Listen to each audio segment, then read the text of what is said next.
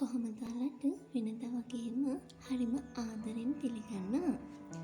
තක්කාලි කියන්නේ අපේ දෛනික ආහාර වේලේ අත්‍යවශ්‍යම ආහාර වලින් එකක්. තක්කාලි වල විටමින් C, විටමින් A, ඇන්ටිඔක්සිඩන්ට් හා පිටික් ඇසිඩ් අඩංගු වෙනවා. මේ නිසා අධික රසායන ද්‍රව්‍ය පදනම ලස්සන වීම වෙනුවට ස්වභාවිකවම සමේ සුන්දරත්වය ලබා ගැනීමට පුළුවන් තක්කාලි ස්ක්‍රබ් එක මගින්. තක්කාලි වල මූලිකවම අඩංගු වෙනවා විටමින් C. මේ නිසා මූණේ කළු ලබ රැලි වැටි ඉවත් කරලා මූණට ඉතාමත් ලස්සන දීප්තිමත් සමන් ලබා ගන්න පුළුවන්.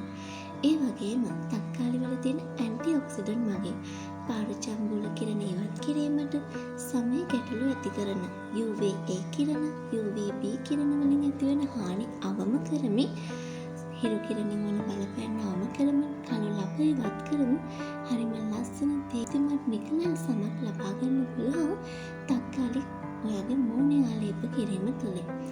ඒ වගේම ඔයාගේ මූණේ තියෙනවා ඕපන් පෝස්, එහෙමත් නැත්නම් කුරුලෑ සිදුරු, මේ දේවල් මගහරවමින් ඉතාම ලස්සන දීප්තිමත් සමක් ලබා ගන්න පුළුවන්.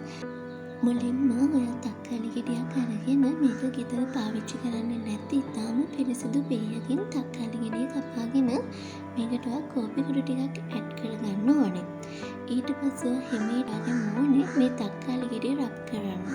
ඉතින් මේ ට්‍රීට්මන්ට් එක ඔයාලට දිනපතාම කරන්න පුළුවන්.